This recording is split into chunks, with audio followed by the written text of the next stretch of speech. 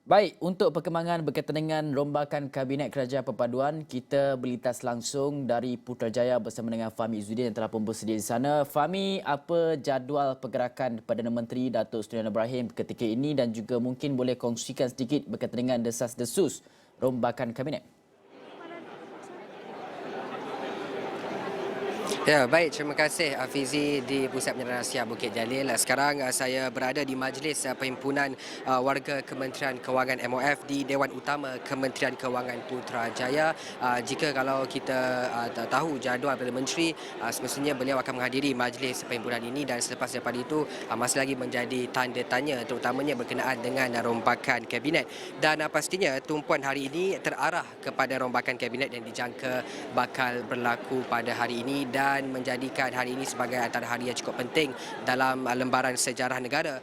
Sementara itu, sebenarnya bakal berlangsungnya satu majlis mengangkat sumpah ahli Dewan Negara dan majlis tersebut dijadual berlangsung jam 10 pagi di hadapan Di-Pertua Dewan Negara Tan Sri Wan Junaidi Tuanku Jaafar di Dewan Negara. Dan dalam pada itu, istiadat angkat sumpah menteri dijadualkan akan berlangsung di Istana Negara pada jam 3 petang Selasa, menandakan rombakan kabinet pertama di bawah Perdana Menteri Datuk Seri Anwar Ibrahim. Dan Fizi, dalam konteks rombakan kabinet pula, sebelum ini media melaporkan mungkin tidak lebih daripada 6 ataupun 5 portfolio kementerian yang bakal dirombak selain Kementerian Perdagangan Negeri dan Kos Hidup KPDN, yang mana ketika ini ketiadaan menterinya susulan kematian penyandangnya Allahyarham Datuk Seri Salahuddin Ayub. Dan juga selain itu menjadi tumpuan adalah desas-desus berkenaan dengan rombakan di MOF itu sendiri dan juga kemungkinan bakal wujudnya posisi Menteri Kewangan kedua.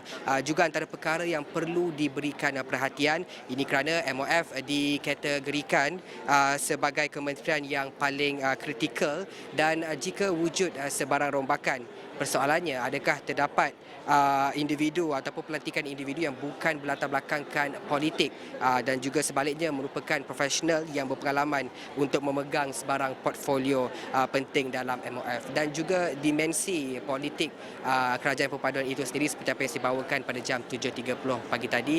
Kerajaan Perpaduan ini berasaskan campuran parti politik, gabungan parti politik dan pastinya melihat kepada prerogatif Datuk Seri Anwar Ibrahim itu sendiri yang boleh menentukan siapa yang bakal membarisi kabinet itu. Pastinya beliau perlu mengimbangi antara soal fiskal dan juga politik dalam campuran gabungan itu sendiri. Pasti perwakilan setiap parti politik itu menginginkan representasi dalam barisan kabinet. Dan juga dalam kata lebih luas, dimensi Kerajaan Perpaduan adalah berasaskan campuran seperti apa yang saya katakan tadi. Ini antara cabaran-cabaran yang perlu ditantangi dan juga teka-teki berkenaan dengan siapa wajah-wajah baru ataupun mungkin wajah-wajah lama bakal membarisi kabinet bakal terjawab pada hari ini bila-bila masa saja dan pastinya saya bawakan perkembangan itu dari semasa ke semasa dan saya kira itu antara perkembangan yang dapat saya bawakan buat ketika ini. Kita masih lagi belum mendapatkan sebarang kenyataan ataupun senarai nama,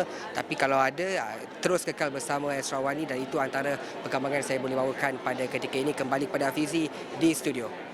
Okey, baik. Terima kasih Fahmi Izzuddin atas perkongsian laporan dari Putrajaya. Dia akan membawakan secara banyak lagi laporan-laporan lain berkaitan dengan rombakan kabinet. Dan kami di Astro One akan membawakan liputan langsung dan analisis menyeluruh rombakan kabinet pertama Kerajaan Madani sepanjang hari ini.